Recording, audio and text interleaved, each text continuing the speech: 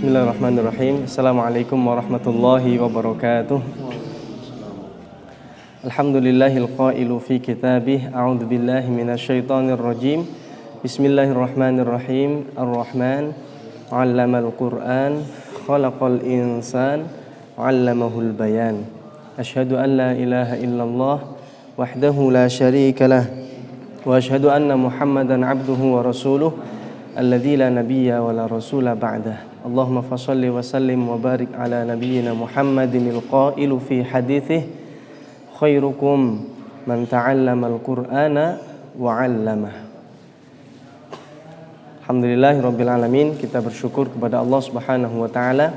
Pada kesempatan kali ini kita berjumpa kembali dalam sesi insyaallah kita berlatih untuk mengenal lebih jauh dan belajar untuk kemudian lebih dekat dengan Al-Quranul Karim. Pada kesempatan yang lalu kita telah bahas bahwasanya Allah Subhanahu wa taala menurunkan Al-Quranul Karim itu dengan tajwid. Ya, dengan tajwid. Dan dengan tajwid itu pula Al-Quran sampai kepada kita. Maka hendaknya kita sebagai seorang muslim untuk mencapai derajat orang-orang yang kemudian bisa akrab dengan Al-Quran, orang-orang yang kemudian bisa mencapai derajat Ahlul Quran, maka mereka hendaklah kemudian terus memperbaiki dan membaguskan bacaan Al-Qurannya itu. Maka pada kesempatan ini kita akan sedikit bahas tentang apa itu tajwid. Dalam Muqaddimah Al-Jaziriyah, yakni kitab yang fenomenal, kitab yang ditulis oleh Syekh Al-Jazari, yakni di dalamnya membahas tentang ilmu tajwid khususnya, ya, dibahas dan dikupas secara rinci di sana tentang makharijul huruf, ada sifatul huruf, ada juga tentang hukum-hukum tajwid yang lainnya. Maka jemaah sekalian rahimani wa rahimakumullah, kita akan bahas terlebih dahulu apa itu tajwid, ya. Di dalam kitab ini Syekh Ibnul Jazari kemudian menyebutkan bahwa tajwid adalah wa huwa i'ta'ul hurufi haqqaha min sifatin laha wa mustahaqqaha, bahwa tajwid itu adalah memberikan kepada huruf-huruf hijaiyah, yakni haqqaha, hak-haknya, bahwa huruf-huruf hijaiyah itu memiliki hak-hak, ya. Disebutkan apa itu hak? Disebutkan dalam bait ini min sifatiha, yakni dari sifatnya. Di huruf-huruf itu memiliki sifat. Kemudian disebutkan wa mustahaqqaha, dan tajwid itu adalah memberikan kepada huruf-huruf hijaiyah itu mustahaknya.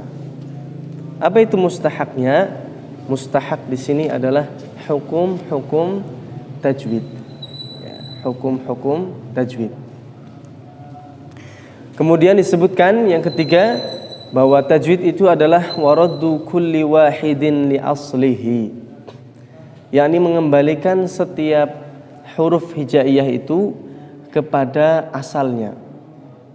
Huruf hamzah misalnya, ini asal keluarnya dari mana? Maka ini disebut pula dengan makharijul huruf, ya, tempat-tempat keluarnya huruf hijaiyah. Huruf ba misalnya, ini keluar dari mana, ya. Huruf ta keluar dari mana, dan seterusnya. Nah, huruf-huruf ini itu punya makhraj, punya tempat keluar. Ini pula harus diberikan ketika kita membaca Al-Quranul Karim. Wal lafdhu fi nadhirihi kamithlihi, dan setiap lafadz-lafadznya, ya, maka nanti harus seimbang. Lafadz-lafadznya harus seimbang. Misalnya nih, orang membaca basmalah misalnya, ya, membaca basmalah. Bismillahirrahmanirrahim. Antara mad tabi'i yang satu dengan yang lainnya seharusnya seimbang. Ya, tidak boleh ada yang lebih panjang dari yang lain, atau mad tabi'i yang satu lebih panjang tinimbang mad tabi'i yang lain. Misalnya orang baca Bismillahirrahmanirrahim dengan memanjangkan mad tabi'i yang satu dan memendekkan mad tabi'i yang lain.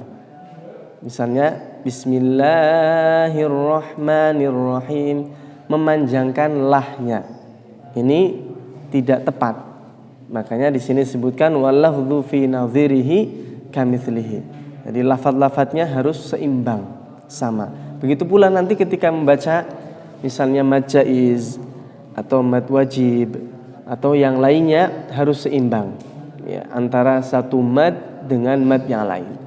Begitu pula misalnya ada bacaan gunnah, maka gunnahnya harus seimbang antara yang satu dengan yang lain.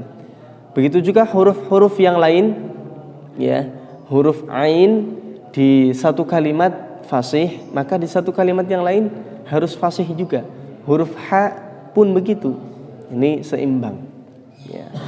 Maka ini yang kemudian disebut dalam bab ini, ya, beliau menyebutkan yakni tentang tajwid ada 3. Yang pertama, bahwa tajwid itu adalah mengeluarkan atau memberikan huruf-huruf hijaiyah itu haknya, memberikan hak kepada huruf-huruf hijaiyah, yakni berupa sifat, ya. Sifat mungkin yang paling mudah untuk contoh misalnya sifat huruf yang memiliki pantulan, ya, sifat huruf yang memiliki sifat mantul atau qalqalah misalnya. Misalnya orang baca tabbat yada abi lahabin wa tabb. Nah, di sini ada huruf ba yang memiliki sifat qalqalah. Maka membacanya harus dipantulkan. Ya, karena sifatnya dia memiliki sifat khusus namanya sifat qalqalah. Ya. Atau misalnya qul a'udzu birabbil falaq.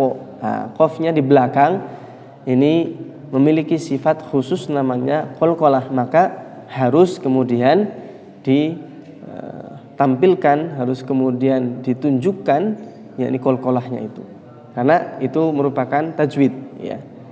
Memberikan huruf itu yakni sifatnya. Misalnya contoh sifat yang lain, nanti pada pertemuan yang lain kita akan bahas sedikit demi sedikit sifat-sifat huruf. Paling tidak kenalan, ya, kita kenalan. Paling tidak tahu, ya. Walaupun kesibukan kita masing-masing mungkin berbeda-beda, ya. Akan tetapi sedikit demi sedikit kalau mau dilatih, ya, insyaallah nanti akan bisa.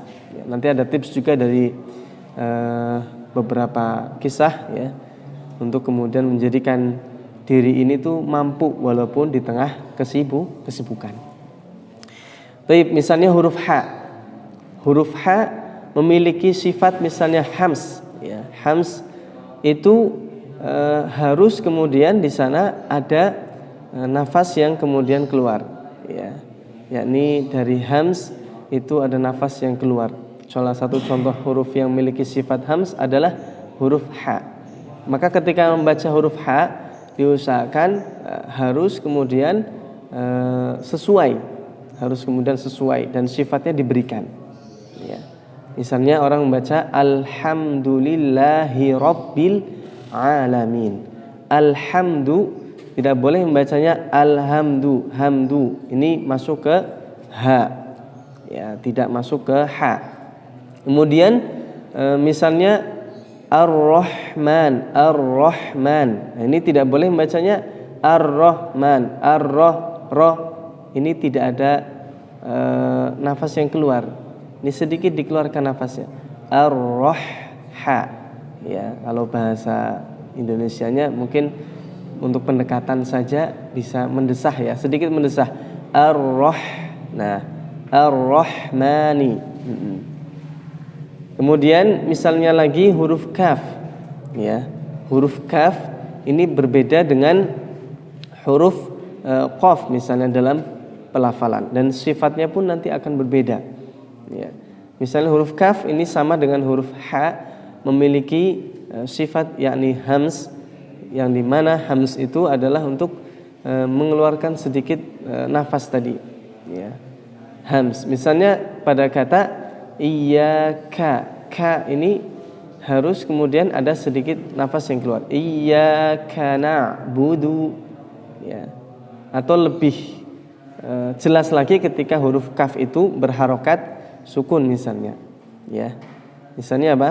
Pada kata misalnya dalam azan, ya, Allahu akbar, ya, akbar.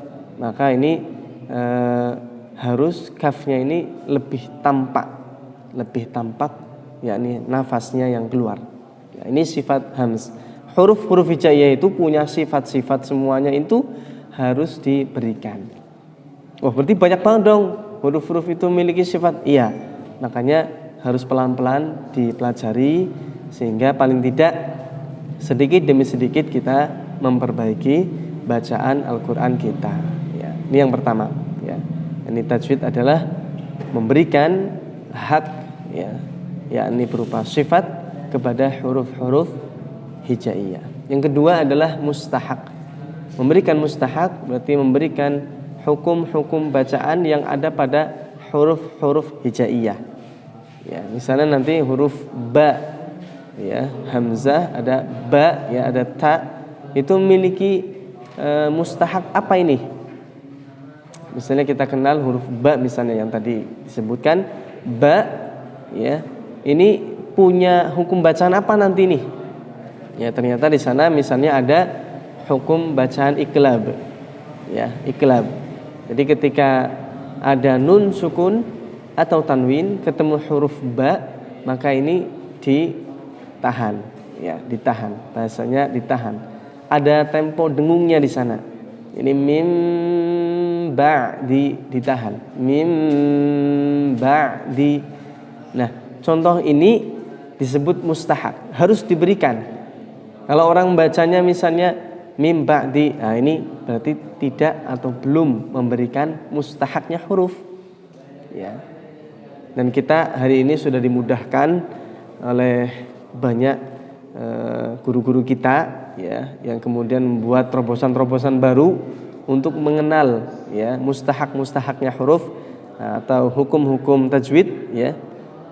Yakni misalnya ada Quran yang blok tajwid, ya, itu memudahkan bahwa ketika ada yang huruf atau kemudian hukum bacaan yang diblok, ya, berwarna atau dikasih nomor, ya, itu di sana ada mustahak huruf yang harus diberikan, ditahan gitu, ya. Ini yang kedua, jadi memberikan mustahak. Yang pertama memberikan hak atau sifat huruf, yang kedua memberikan mustahak atau hukum.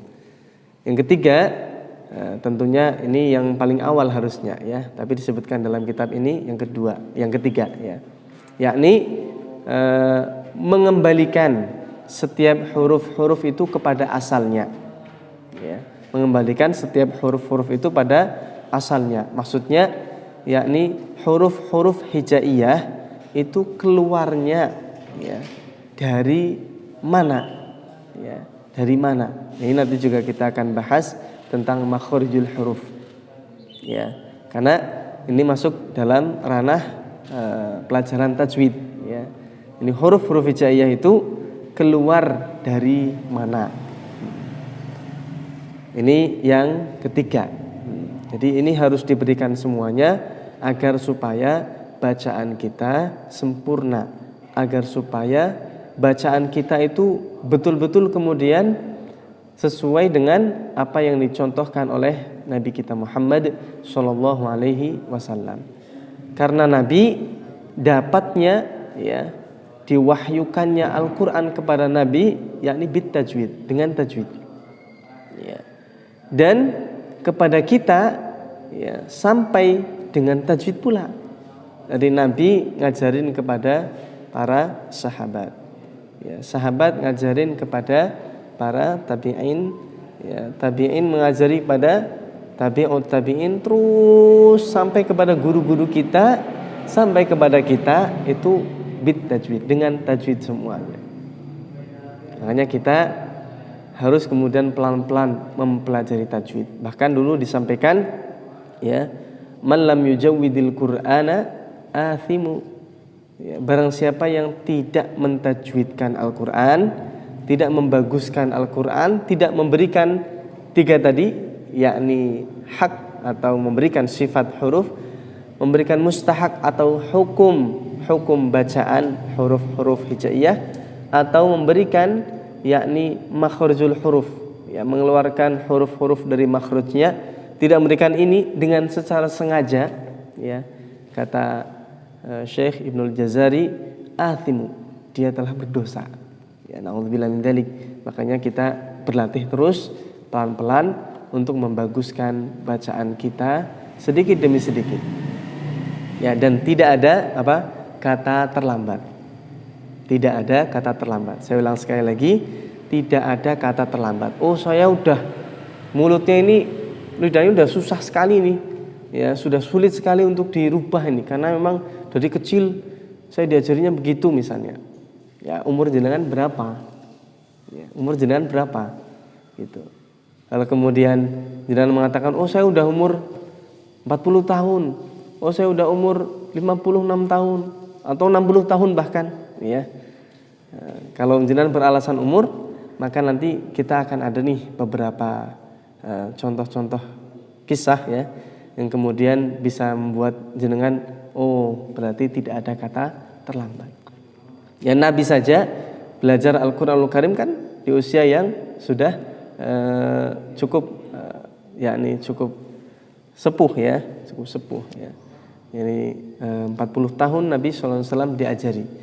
Nah, ada beberapa ulama yang kemudian juga demikian ya, baru belajar ilmu ya, baru belajar Al-Qur'an, baru belajar agama itu di usia-usia yang senja.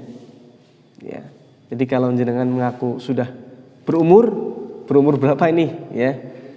Jangan kalah sama kisah-kisah ini ya. Sebagai penutup ya. Jadi kisah yang pertama dari Syekh Al-Imam Al-Kisai. Ya, Syekh Al-Imam Al-Kisai, bahwa beliau itu awalnya adalah seorang penggembala kambing. Awalnya seorang penggembala kambing. Kalau jenengan apa ini profesinya hari ini? Ini beliau seorang penggembala kambing. Usianya beliau saat itu masih sudah 40 tahun. Ya, sudah usia senja, usia 40 tahun. Ya. Waktu itu beliau sedang mengembala kambing di sebuah tempat ya. Kemudian beliau sedang duduk-duduk ya di bawah pohon, maka kemudian lewatlah seorang ibu ya yang menggandeng tangan putranya. Ya. Menggandeng tangan putranya mau kemana? Yakni mau nganter putranya untuk halaqah, mau nganter putranya untuk ta'lim, mau nganter putranya untuk belajar. Maka kemudian ketika menjumpai seorang penggembala kambing yang padahal beliau adalah nantinya menjadi ulama besar, ibunya ini bertutur kepada anaknya. Apa tutur beliau? Pesan beliau kepada anaknya adalah, "Nak, semangat belajar ya. Kamu harus semangat belajar agar nanti ketika dewasa jangan seperti penggembala kambing itu." Sambil menunjuk Syekh Al-Kisai, Imam Al-Kisai. Maka kemudian mendengar itu, Imam Al-Kisai ini kemudian hatinya terpukul ya. Hatinya kemudian merasa tertampar dengan sangat ya. Karena dirinya dilambangkan sebagai kebodohan ya. Nak, harus rajin belajar ya, jangan sampai nanti seperti penggembala kambing itu. Maka mulai hari itu pula kemudian beliau akhirnya pergi, beliau kemudian bertolak, beliau menjual seluruh kambingnya dan sesegera mungkin menuju ke halaqah ilmu, menuju ke tempat-tempat belajar, mendekati para ulama. maka yang diambil pertama kali adalah ilmu Al-Qur'anul Karim. Ia belajar Al-Qur'anul Karim. Terus sampai kemudian dia berproses dari usia berapa tadi? 40 tahun, ya. Berproses kemudian hingga menjadi ahlul ilm, hingga menjadi imam qiraah, ya. Bahkan disebutkan oleh salah seorang ulama, yakni Imam Ibnu Hajar Al-Asqalani, beliau kemudian disebut di sana ketika beliau disindir atau disebut oleh ibu tadi, disamakan, ya, sebagai lambang kebodohan, belajar jangan sampai seperti pengembala kambing, ya. Maka kata Imam Asqalani ini, Imam Ibnu Hajar Al-Asqalani, beliau menyampaikan fadhahaba faba'a ghanamahu wantalaqa ila ta'allumi wa tahsilihi, ya. Beliau bergegas untuk kemudian menjual kambingnya, beliau segera untuk menuntut ilmu, mulai menuntut ilmu. Kemudian kata beliau fa asbaha imaman fil lughah wa imaman fil qiraat. Kata Ibnu Hajar Al-Asqalani, maka kemudian beliau karena kegigihan menuntut ilmunya, yakni beliau menjadi imam, menjadi pemimpin ahli bahasa kala itu, dan beliau menjadi imam ahlul qiraat, ya, pandai Al-Qur'an dan pandai bahasa. Allahu Akbar. Maka kalau kita kemudian hari ini, saya umurnya sudah sekian, ya, ini ada contoh dari Imam Al-Kisai yang kemudian menggugah hati kita. 40 tahun aja bisa kalau ada kemauan. Ya, kalau ada kemauan, insya Allah ada jalan. Dicontohkan oleh Imam Al-Kisai, dan beliau nantinya, ya, menjadi imam ahlul qiraah yang qiraahnya ini dipakai. Ya, mungkin pernah mendengar qiraah sab'ah, ya. Ada qiraah sab'ah, di sana ada nama Al-Imam Al-Kisai. Nah, ini beliaulah yang kemudian dulunya, ya, mulai belajarnya 40 tahun, ya. Memulai belajarnya itu hanya gara-gara sindiran, ya. Hanya gara-gara dirinya itu kemudian terpukul oleh omongan ibu-ibu tadi, ya. Tapi terpukulnya ini terpukul yang baik. Kadang-kadang kita kalau disindir, ya, kita malah sakit hati kan. Kadang-kadang kita kalau kemudian direndahkan oleh orang, bukannya semangat, tapi malah kadang patah hati dan tambah down, ya, misalnya. Ini tidak dengan beliau. Imam Al-Kisai ketika kemudian mendapatkan tamparan dari ucapan ibu tadi, maka beliau kemudian semangat, ya. Semangatnya terbakar, ya. Semangatnya kemudian meningkat, semangatnya muncul untuk mendalami agama. Ya. Kalau mungkin ada yang kemudian dari panjenengan semuanya, loh itu kan 40 tahun, saat saya sudah 40 ke atas, 56, ya, 57 atau lebih, ya. Kalau jenengan beralasan demikian, maka ada lagi, ya, di Indonesia ini, di daerah Jombang sana, ada kisah seorang yang kemudian baru mulai menghafal Quran, baru mulai belajar Al-Quran saat usianya 60 tahun, yakni pensiunan satpam kala itu. Pensiunan satpam umur 60 tahun baru mulai belajar Al-Quran, bahkan menghafalnya, hingga akhirnya khatam dan ia diwisuda menjadi santri paling tua. Nah, jadi apa ini yang membuat kita kemudian beralasan lagi? Usia, sudah tidak bisa nih, ya. Usia sudah tidak bisa kemudian menjadikan alasan. Kalau mau, insya Allah sudah ada contoh. Ya. Dan satu tips akhir dari Imam Ibnul Jazari, ya. Kenapa kita dan teman-teman atau orang-orang tadi itu, ya, bisa kemudian mempelajari Al-Quran, bisa kemudian sampai menjadi imam, bisa kemudian sampai khatam tadi walaupun usia sudah senja, ya. Maka mereka itu mengambil nasihat, ya, yang ada pada kitab ini juga, ya, kitab Imam Ibnul Al-Jazari. Ya, ini beliau dalam kitabnya ini menyebutkan, ya, dalam rangkaian bait-baitnya, ya, yakni walaysa bainahu wa baina tarkihi illa riyadatun imri'in bifakkihi. Ya. Beliau sebutkan, dan tidak ada bedanya orang yang mengamalkan tajwid dengan orang yang tidak mengamalkan tajwid, sama saja. Ya. Yang membedakan apa? Kata beliau, illa riyadatum ri'in bifakkihi, yakni yang membedakan hanyalah seringnya riyadah, seringnya latihan seseorang, ya, bifakkihi dengan mulutnya. Maksudnya dalam belajar Al-Quran ini tidak ada yang membedakan mana yang kemudian bisa mengamalkan tajwid, mana yang tidak. Ini nggak ada bedanya. Yang membedakan adalah riyadhatan. Kalau orang itu mau terus menerus melatih lisannya, terus menerus mau kemudian untuk memperbanyak, ya, memperbanyak belajar dengan lisannya itu tadi, diucapkan terus, fa insyaallah dia akan menjadi orang yang mampu, ya, dimampukan oleh Allah untuk menguasai Al-Qur'anul Karim. Barakallahu fikum. Jadi ini sekelumit tentang tajwid, ya, dan beberapa kisah motivasi.